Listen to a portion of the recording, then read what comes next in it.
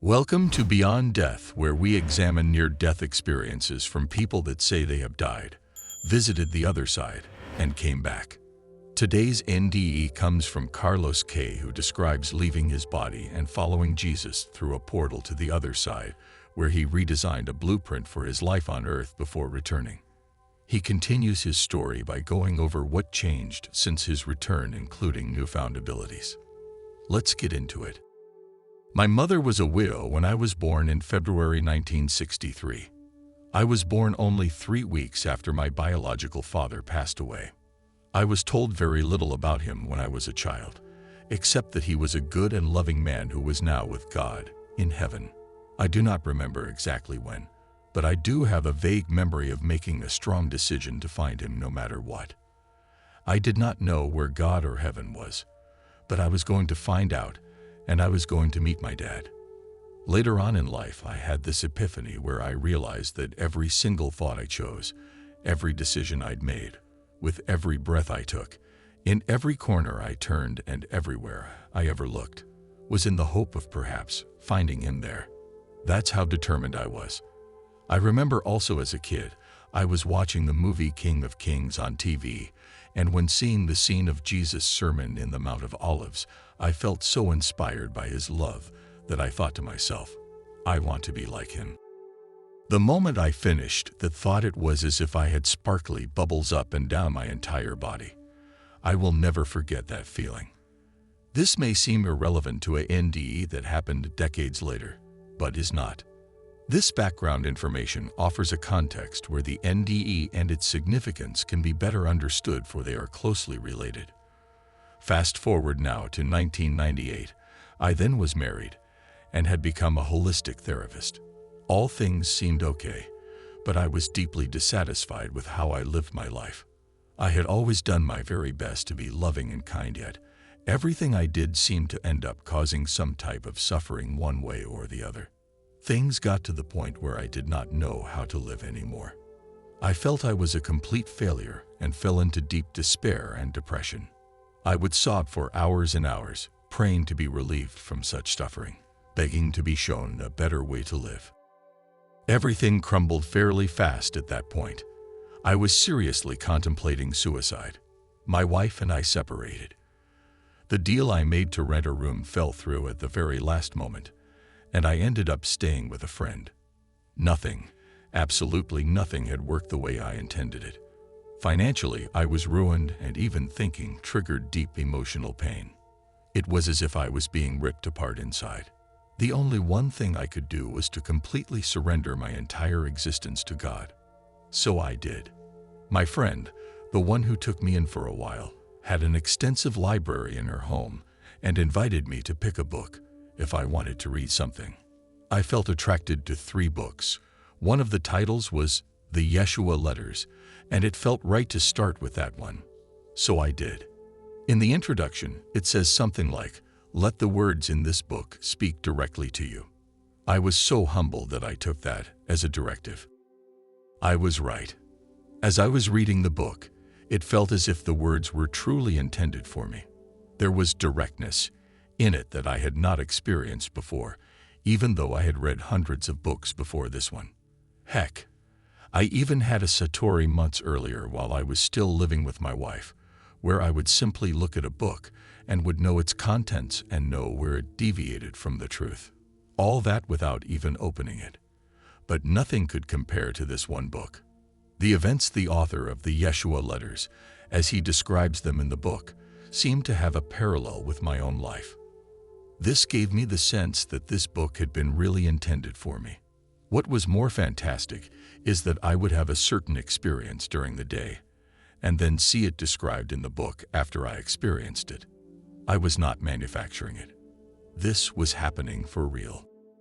As I was nearly unemployed and with a lot of time on my hands, I took the advice of my then Reiki teacher, and whenever I had a moment, I would sit and do nothing.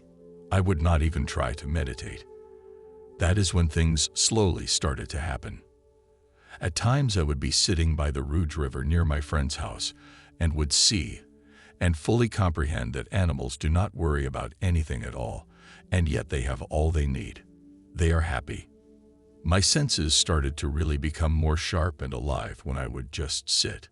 One time I clearly saw a spider webway in the distance. It was shining with different rainbow colors as it was barely moved by the subtle summer breeze.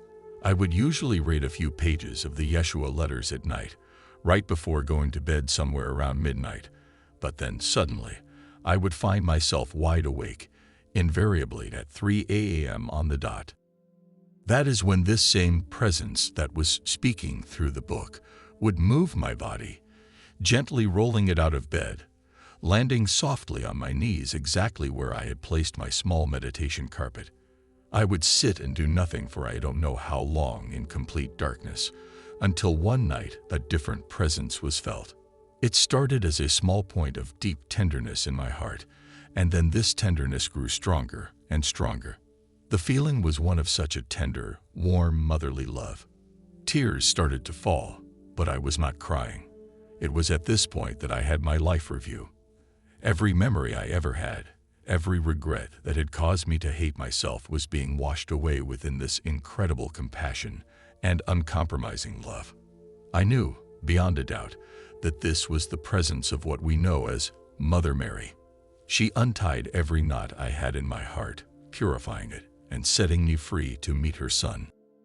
I was so relieved. I had never felt this much gratitude in my entire life. I had entered a sacred space of such a profound and complete peace, which I stayed there for I don't know how long. Time was entirely irrelevant now.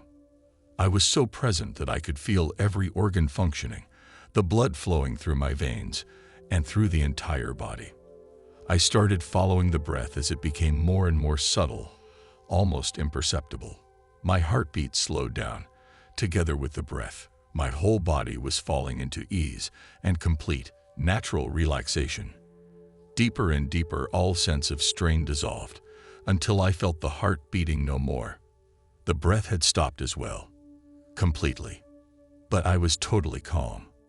A cocoon had formed around me. I could feel it at different times before this, but this time it was as if I could almost touch it. I was sensing it all from inside of my body. But then when everything stopped, I found myself watching my body from above it, as if I was observing it from the ceiling of the apartment. I saw the body just sitting there, like a piece of stone placed on the floor. Nothing was moving. I knew that I, or the body rather, had entered into a suspended state at best. The body was dead. This is just the way it was. I had no thoughts or feelings about it. It was just a body, neither alive nor dead. Next thing I remember was feeling the buzz arising from this piece, a familiar vibration, a presence.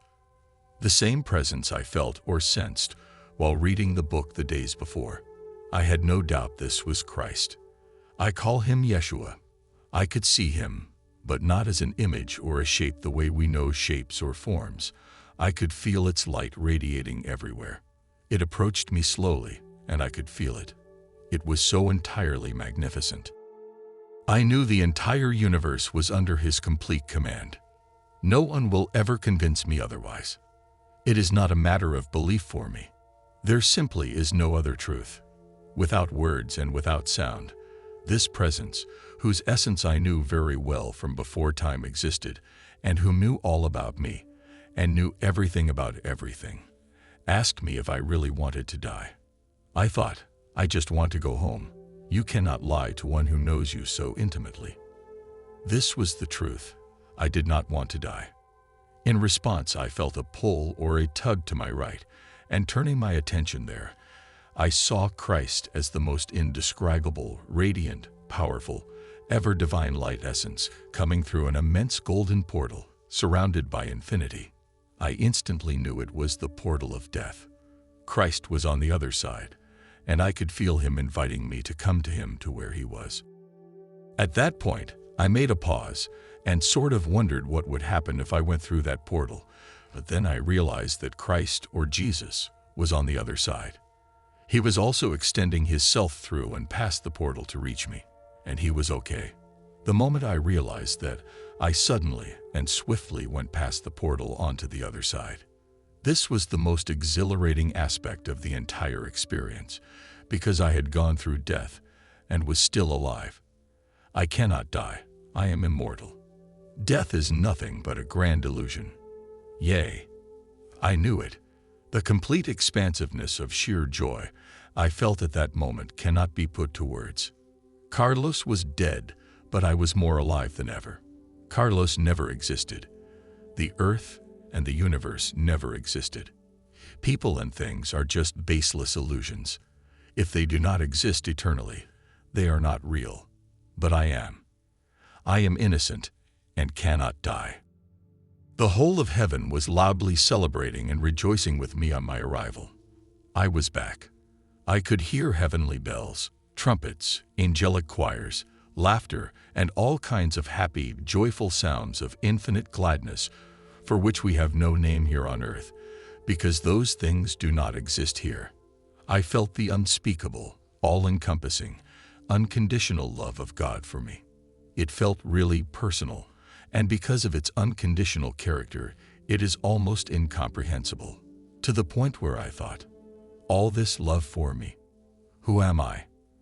I am just a boy who grew up in a middle lower class family, in a regular neighborhood, went to a regular school. I have no accomplishments. I've never done anything remarkably special. I'm just a regular guy, a normal human. What have I done to deserve this? Is all this love really for me? The moment I finished that thought, I was instantly swallowed up by this amazing love. I was completely gone. There was nothing but love. No me, no God, just eternal, incomprehensible, indescribable, total, complete, absolute love. Oh, there is another thing too, but I just don't know where it fits in a chronological sequence because there is no sequence. The moment I died, I encountered an automatic choice.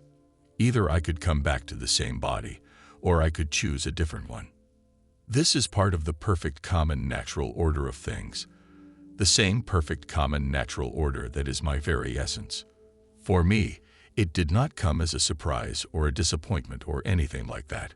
Very quickly, I assessed the situation. It just made sense to return to the same body and use it to finish my business here. It is amazing how incredibly practical the soul is. To take a different body meant to build a personality and a psychological, physical, and emotional state and framework all over again from scratch. This involves recreating many experiences of suffering and pain at all levels for me. But those things were still perfectly useful for the soul's purpose of liberating the mind from the fear of death, which is at the very core of all the fears we know and experience here, and we, as souls and as people, want to heal/erase. I saw, or remembered rather, that each unloving thought we ever had, not only from this incarnation, but from previous lifetimes as well, leave like a wave in the fabric of reality. Similar to the wake a boat or a ship leaves behind as it crosses the ocean. This does not change reality in any way. It is just not natural. It does not correspond with our own nature as we were created, as the very love that we truly are. So our own nature, our divine will, is to correct those meaningless thoughts. That's why we come back over and over again. I understand that to be the true meaning of compassion. Another important point I've learned is that the soul does not ever come into this realm of time and space. What seems to come here is just a tiny aspect of an infinite mind that still believes in separation, which is the source of all our fears, including, of course, the fear of death, which is nothing but an effect of our belief in separation from all life, from God, from our one self, and from all there is. So my experience of heaven was rather short for what I recall. I did go straight back to business by creating my future life experiences before coming back into the body. I remember using archetypes, patterns, and so on for different things in order to build the blueprint for my present/future life experiences. The past I had already had, so I built on what was already there and had already experienced. Family, personality, gender, mindset, nationality, historical time, I chose all those things. Furthermore, I would say that every single thought, emotion, feeling, sensation, choice, outcome, Everything, and I mean everything we go through, even things we are not even remotely consciously aware of. It's all planned. To take things even further, I understand that all our life experiences happen instantaneously and all at once. Here things only seem to occur in linear sequence, but in truth, our entire lives take place in the blink of an eye. In other words, what is going to happen tomorrow? It has already happened. We always experience our past. Crazy, huh? In any case, because I was so eager to free the mind from illusions and the need to come back, I really loaded the blueprint with life lessons, tough ones. One of the reasons I wanted to come back to the same body is because in the great scheme of things, in the great divine cosmic plan, these are times of great opportunity to free one's mind and soul. Somehow, the year 2000 has a lot to do with it. It marks the end of a cosmic cycle, and thus, I really wanted to take full advantage of it. Because part of the blueprint includes the collective as well as the individual. Each time we, as individuals, heal a fearful thought or belief, the whole of humanity becomes elevated together with us. We are truly one. I often try to remember to send a silent blessing whenever I see someone suffering, no matter for what reason, because I know he or she is healing his or her mind, as well as my mind and the mind of the collective. This is not meant to glorify or justify suffering. It is just that with my NDE, I learned that the soul is at work underneath the suffering I see. They are learning a valuable lesson, and therefore so do I. The same is true whenever I heal. Now, once I was done with the building of the blueprint, I was left with just a few lessons for my next and final lifetime. That one will be a breeze. Once I was finished with the preparations, I sensed a presence by my right side. It was a soul who had completely mastered the art of building a blueprint and had the function of helping other souls with this task. When I say another soul or another presence, this does not imply separation in any way, shape, or form. It is not different or separate. It is just distinct but the same. There is no duality in reality. As I finished, this soul telepathically said, "It is a heavy load." To which I responded, "I will remember" is not true. All this was transmitted with utmost respect, gratitude, trust, and love. There was a very real sense of us honoring each other as one. Off I went to what I could describe as a holding chamber that seemed to put some sort of an invisible buffer around me. I guess I willingly forgot what I was intending to do, because suddenly, and without any signs of what was about to happen, I felt a terrible pull downwards. It was the pull of terror. It was the terrors of being completely alone, helpless, and entirely destitute, which are, needless to say, the two greatest lessons I am here to learn how to heal. The two main terrors of aloneness and destitution were felt together with the pull downwards. I felt as if I was in the eye of a furious whirlwind of fast, really fast images of future experiences, accompanied by a deafening noise, as if under an enormous, gigantic waterfall. That was my NDE experience of being in a tunnel. Then suddenly, I was back in my body, which felt like a lousy, loud internal thump. I was so very disappointed and sad. I recuperated very quickly thanks to the blessings of acceptance and the fresh memory of who I am in truth. I was remembering it was not real. Yet now I was suddenly sitting in a completely darkened room again, alone. I sat there for a while until it was time to go to bed again. This most amazing experience was followed by about 4 weeks of being here but not of here. I experienced all the stages of human development, all the way up to complete enlightenment. I was guided in every step. Whatever question I had was either instantly answered or, in the absence of an answer, I would receive an immediate understanding of the lack of need for the question from the start. My mind was completely empty. If I needed a thought, it was given. Directions as to what to do were always there. If I needed something, I would either effortlessly find it, or it would be given to me. My words or my silence was perfect in all circumstances. I didn't know anything, and yet I understood how God, Spirit, nature, and the cosmos worked and operated. I would attract wild animals like a magnet. They loved being around me, even raccoons, and I knew they were God's messengers reminding me of how loved I am and that I was not alone. I saw how this world is made of the same symbols I used to build, the blueprint, and I could decode everything around me, including predicting earthquakes. I also knew that the earth was trembling in response to the arrival of the prodigal son in me. Heaven would speak to me through nature. I recognized holiness in myself and in everything and everyone. All things were the Buddha. I was Buddha and felt a constant, quiet, springing of sheer joy in me. I received spontaneous healings for hunger, bodily pains and strains, or when feeling cold. No matter what, I would never tire, and if I were to lose my strength, all I had to do was ask, and I would feel fresh and stronger than a giant beam of reinforced iron, before I even had a chance to notice. I once saw a man completely collapse on the street. Just by prayer, he would be up on his feet within 2 minutes and walking straighter than he was before the collapse. One day, I started to worry because I was going to be late for my only client that week. I kept checking the clocks on the subway. I was an hour behind and had no chance to call to inform my client. I kept sensing that everything was going to be all right. But how? Hopefully, my client would be late too.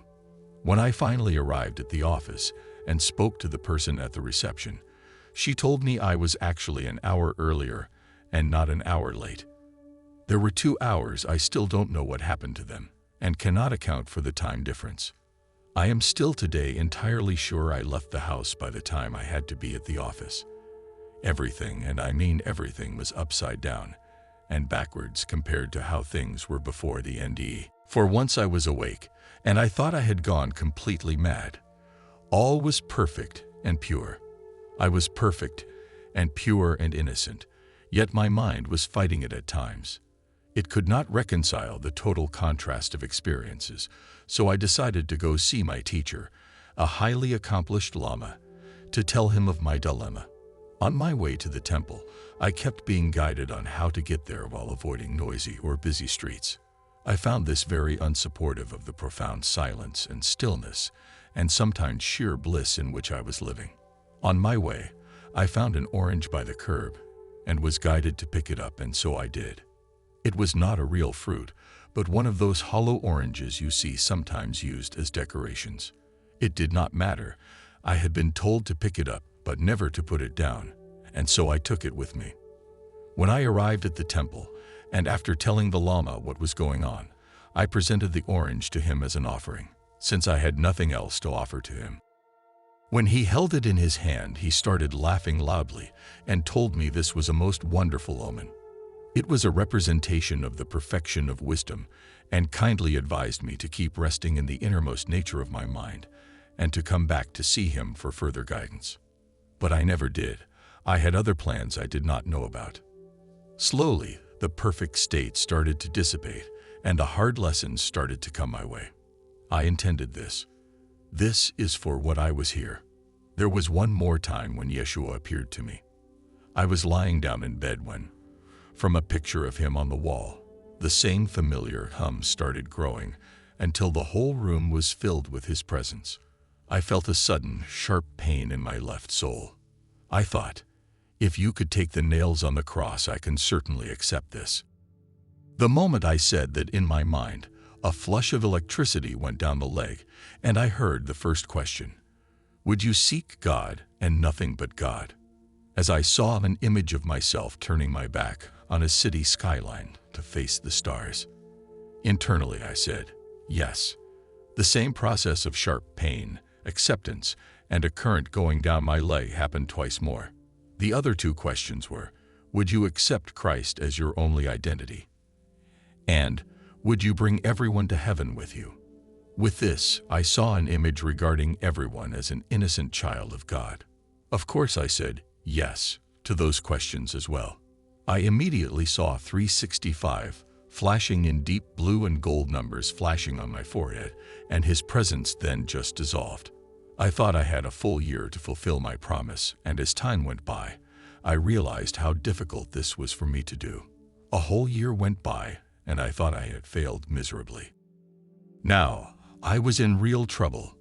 I had the most sublime of all possible experiences a human being could possibly hope for, offered to me purely by the grace of God. Yet I felt I was falling back and back, further and further away from what I desired to do. As the thought of miserably betraying God and Yeshua, and myself, and everything I held dear and sacred became more and more intense, my mom came to visit me from Argentina for my birthday. On February 8th of the year 2000, she gave me as a gift of a golden cross with a star, where normally you'd see a crucified body hanging. That visit was the very last time my mom and me saw each other. That same day, my girlfriend, at the time, gave me a book. She apologized in advance, saying that she had never seen that book before, but it felt good to buy it for me. The book is called A Course in Miracles, and prior to that day I had seen it only once, at a bookstore, but decided it was not for me. When I opened it, the very first thing I saw was the same identical star on the cover as the one that was on the cross my mom gave me. The second thing I saw, once I opened it, was the same 365 number I had seen in my vision. That's when it dawned on me what the real plan was. The course comes with workbook lessons, 365 of them, one for each day of the year.